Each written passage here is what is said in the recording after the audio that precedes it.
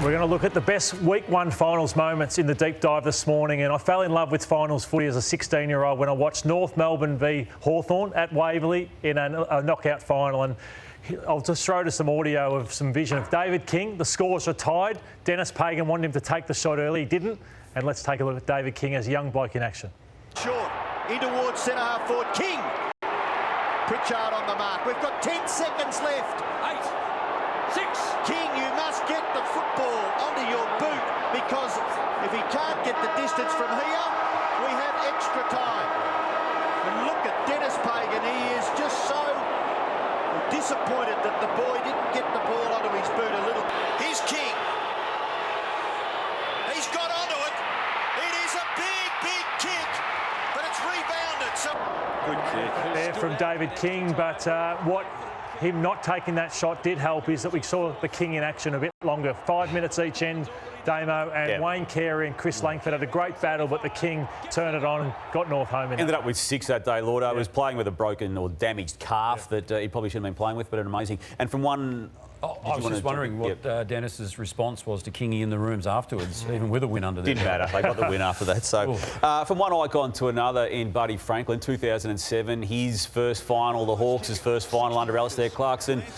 We know the story, but they were 14 points down against Adelaide in this elimination final, and then this man just stood up with 3 goals in the last quarter. You can see the scores, you can see the time, you can see the seizing of the moment, and it was the coming of age of that particular man. And he then went on to kick 100 goals in the next year, but it was this particular game that he had 7 against Adelaide in this elimination final that stamped him as a future star, which was to come as early as next year with 100 goals in the season. Poor old Chris Massey felt sorry for him that day. He had to give him away about 20 centimetres there, and I think it was Neil Craig that left that match up going for way too long. But these 3 after the siren moments are significant. So firstly, this is Isaac Smith, our man, who was in position for Llordo last week. Loved the smile. He looks over to his teammate.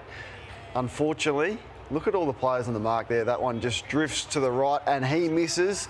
But Luke Shuey, one of the more clutch players we've ever seen in the game, and he's just announced his retirement. But that free kick there against Jared Pollock, which was contentious in extra time, and he goes back and makes no mistake to eliminate Port Adelaide at home. Look at that. Still one of the best finals ever, that one. What a finish, yeah. Terrific final, and what a clutch performer Luke Shuey, Norm Smith medalist, and performed well on the bigger stage. And then our man, Billy. Oh. There the king of Geelong. he is, streaming out. Have you got the commentary? Have we got Sandy? Here we go. Rolling season, down and out, and back he comes. Can he finish it off with a goal? Billy, you are king of Geelong. Good. And we miss you, Bill. And the anniversary, TJ? Today, on this day in 1994. West Coast and Sydney played some big finals. They played some big grand finals, but they met in 2006 early over at Subiaco Oval. And this is where Lachlan kicks them in front and has a big go at the West Coast supporters there. That's an iconic moment for Mick, and just went 1, 2 through and kept going at them. And they all back off a little bit.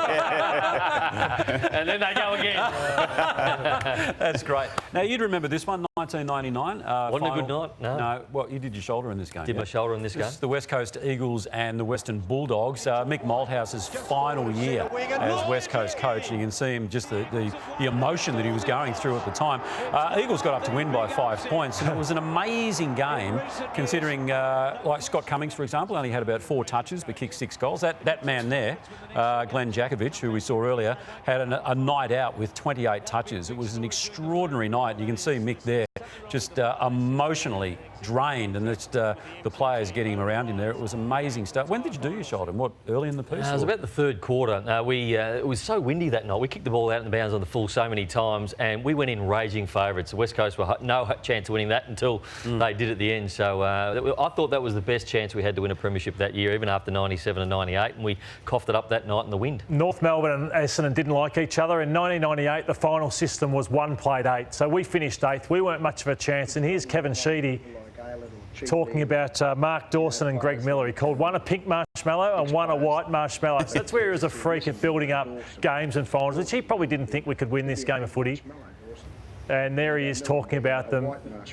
It probably set you up, didn't it, Llordo? Yeah, it did. And In that you lost that game, but then 99, you had the That's right. dominant season. And here he is being pelted with marshmallows at the end of the game. which he absolutely loved and people still talk about today. So he was amazing at building up games. Was it not long after that when he went to a media conference at North Melbourne with the helmet on? Was that in relation to probably. that? Yeah. He loved it. He really hammed it up. 2013, the AFL forced Fremantle Dockers under Ross Lyon to head to the Cattery for a qualifying final, and against all odds, they did this. This amazing goal by Hill to just confirm the result late in the piece. And he actually said we'd play anywhere, we'd play in a car park, and he took that attitude down there along with his team, obviously Ross Lyon and the great Pav there, and that set them up. They got through to a grand final, arguably should have beaten Hawthorn in that year, but it was also famous post-match for this exchange, Ross Lyon versus Shane McInnes.